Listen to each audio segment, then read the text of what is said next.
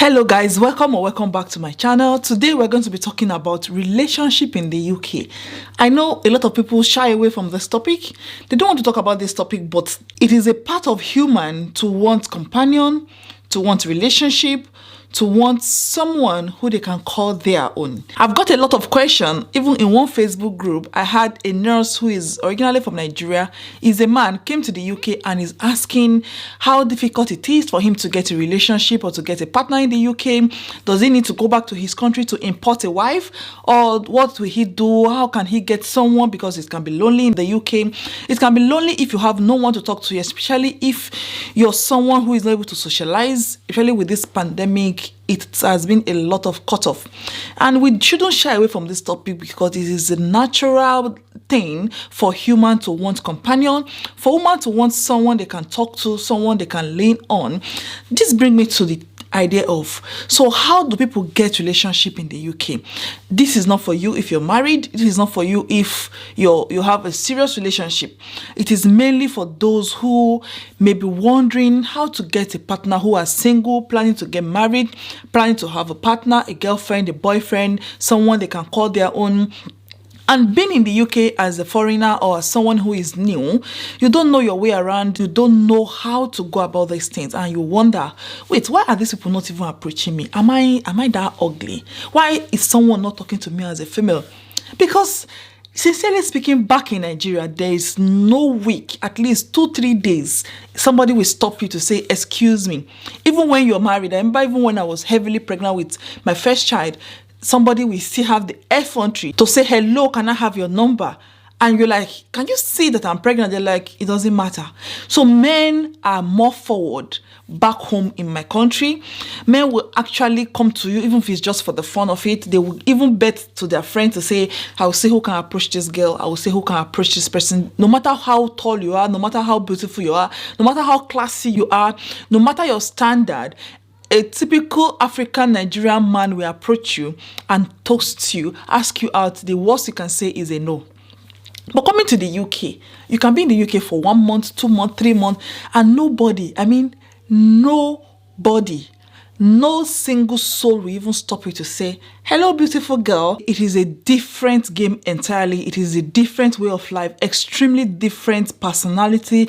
The way they see relationship, the way they see marriage, the way they see dating is really different. That is why I'm going to be giving you everything I've learned about relationship in the UK, tips to getting someone you can call your own. I know you may be saying, why am I addressing this topic? I'm married, but I still have all this idea, as a girl that I am. One thing I will want you to have in mind or to understand is the way men here sees women is different. The way they see relationship is different. The way they see marriage is entirely different. Men will not just walk up to you on the streets. Rarely will you see such. It's possible you may see it 1 or 2 times, but you will hardly see a man walk up to you to say, hello, excuse me, can I have your number? Hello, baby girl, you're so beautiful. Can I be your friend? Can I this? Unlike the way we have it back home where a man will just see you, walk up to you and just express their feeling. The worst you will say is no. So in the UK, relationship, marriage is not an achievement in the UK. Marriage is not compulsory. You can have people living 10 years, 20 years, they have grown-up children and they are not married and they're living together. You have someone who is just 16, 17, 18. We sit on the same table with their mother, with their father, and discuss how they had all their fears, everything they did with their partner, with their boyfriend, and their parents will even help them, drop them off in their boyfriend house. Only the thought of it is just giving me anxiety.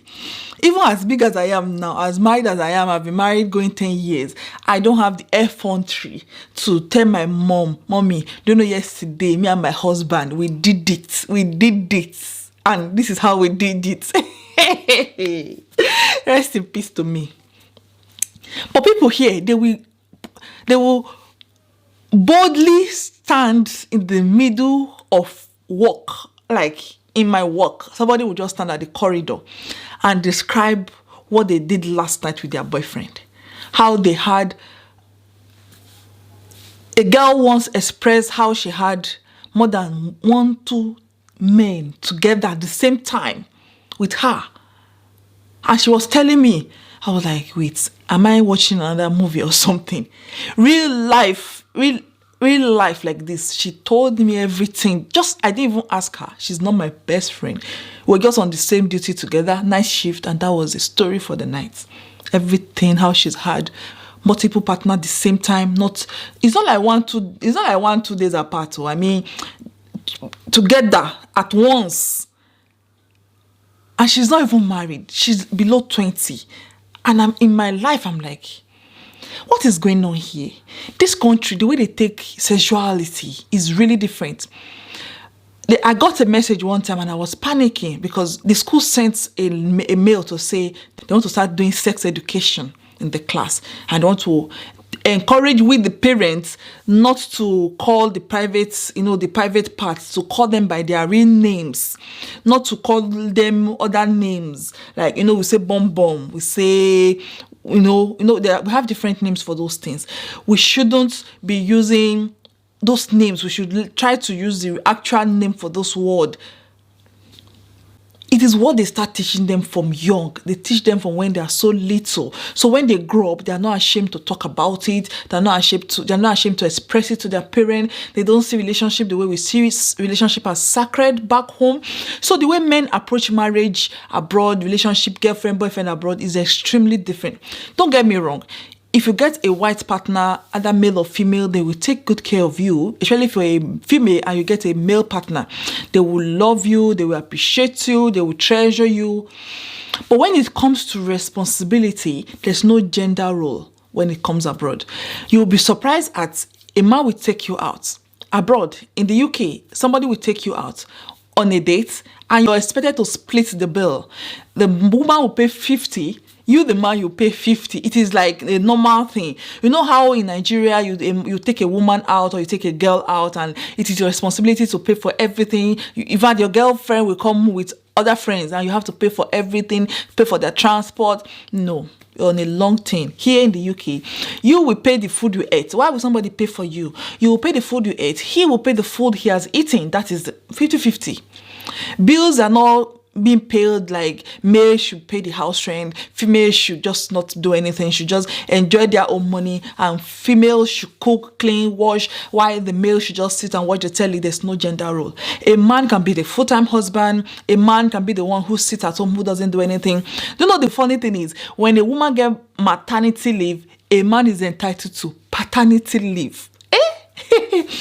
So you see, there's nothing like you have to be married. You don't have to be married abroad. Marriage is not seen as an achievement. You know how we see marriage in Nigeria? Once you're 25, 30, they start asking you, okay, Chi, when do you want to get married? Your friend is getting married though, and you're even still smiling. Why are you smiling when you don't even have a husband? Why are you smiling when you don't even have someone to show us? It is not like that abroad. You can decide to be all your life till you die. You say you don't want to have husband, and then you have partners, you have children. They do their responsibility if they want. If they don't, you don't need to be married. So dating someone in the UK with this type of mentality, you see, is a lot of challenge, because you can have a boyfriend from the UK or you can have a girlfriend from the UK and marriage is not even their priority. Marriage is not even going to be in their mind. They won't ask you, what is this relationship for? Is it for just for the fun of it, or do you want to be serious? It is not going to be a big deal. So they have different mindset. So if you have all this at the back of your mind, coming abroad, being single, you will be prepared to know that you're not expecting to have the same culture you have back home in the UK.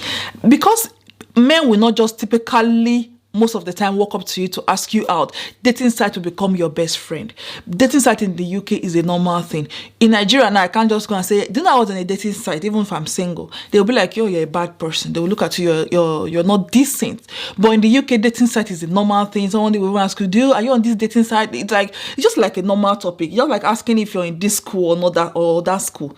They will talk about it. So you can think of going on dating site, but I will tell you to be careful of people you meet on dating site. Some of them are weirdos. You can go on dating site and meet new people. You can meet people who are just looking for fun. You can meet people who are looking for good relationship. You can meet weirdos. You can meet addicts, you can meet crazy people, you can still meet good people. So if you're going to be going on dating site, I advise you take precautions, be careful. If you're going to be meeting, especially for the first few times, meet in a public place, not their house or your own house. Don't give them your full identity, don't give them your house. Even if you're falling in love, be careful. Make sure you find out about that person, because dating is something that you should take seriously. Example of dating site you'll be thinking of going in the UK will be Match, Elite, Zook, ZOOSK, Our Time, eHarmony, Silver, Academic Single people. Some of these dating sites are free. Some of these dating sites are free. Some you have to pay for membership. But like I've said, just be careful. Those are the places you can find people. Talking about sex, sexual adventure is not a sin. It's not a sin in the UK. So you're thinking of different orientation. It's not the one you'll be dating someone, you know how we'll say, no, don't touch me until my wedding day in Nigeria. You cannot come and be doing that one here, except you have mutual understanding and the person is well understanding. Having someone who has that same mentality with you abroad is really, really difficult. Another place you can find a partner will be on social media, which can be Instagram, Facebook, any platform that you think you can go on, you can find someone there, or your social group in your community. It can be community page. If you're someone who goes to the church, activities, pub. In the pub, you see a lot of people coming to the pub to drink, go. Those are places, even on the street. In the case of events, when there are times when you see street to just gather and enjoy themselves on the street, go to maybe carnival, this, that, festive period, those are time or places where you can actually see someone you like. And being in the UK, do not be shy. If you see someone and you like them, approach them. Even if you're a female, I'm not saying you should go and start toasting people and don't start telling me I don't have my African culture. I can't. But if you have someone and you like them, because they have different understanding and different belief or different attitude to relationship abroad, is not going to be disrespectful, it's not going to be a sin, it's not going to be a crime if a woman walk up to a guy and say, hello, how are you, my name is this, and you start conversation from there. If he's interested in you, over time he will have the effrontery to come out to tell you, I really like you. And don't expect them to be as forward in the first time. Just continue the conversation. Even your neighbor, even your co-workers, why not? Love can start at work. But be careful not to mix pleasure with work. You can meet someone anywhere and don't take it as is a sin. If not, you're going to die of loneliness. You're going to die single. Except you want to go to Nigeria or to your country to go and import a partner.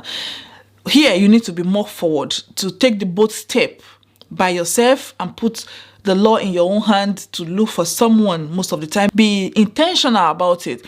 And if you don't find someone yet, don't worry, don't give up. There's no expiration date for finding a partner. There's no expiration date for finding love. Give yourself time to even love yourself first, to be able to live with yourself first and believe in yourself first before you think of bringing somebody else into your life. Don't get me wrong, I married at a very young age, and getting married is something that is good if you find a good partner. But I'm just saying you shouldn't be under pressure if you don't find a partner yet. It will come, or they will come one day. It can be a male or a female. And one thing I want you to also know is having a relationship in the UK with someone who is from a Western culture, Western world, divorce is not a problem for them.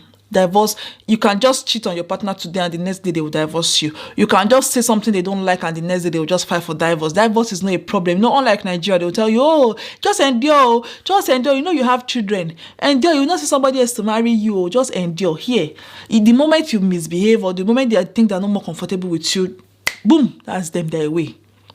So you have the tendency to have broken marriages. You have a lot of people who will basically tell you, I'm in my 4th marriage.